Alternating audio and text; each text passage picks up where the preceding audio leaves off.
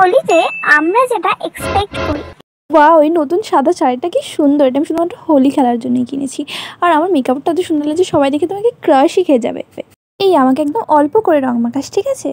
হ্যাঁ হ্যাঁ, অল্প করেই দেবো।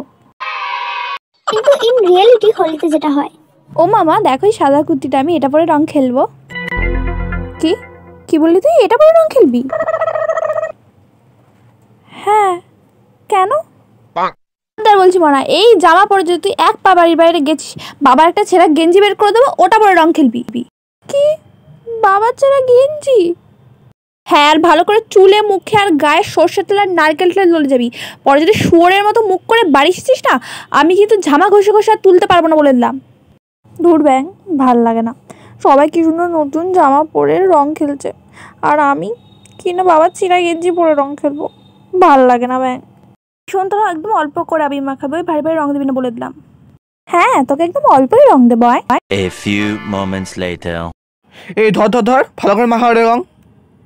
দূর ব্যাং, বলেছিল একটু আবির দেবে, মুখটা ভূত করে দিল। ও মা, কোথায় গেলে? একটু ভীম বাঁধতে ঘষে মুখটা ডলে দাও না।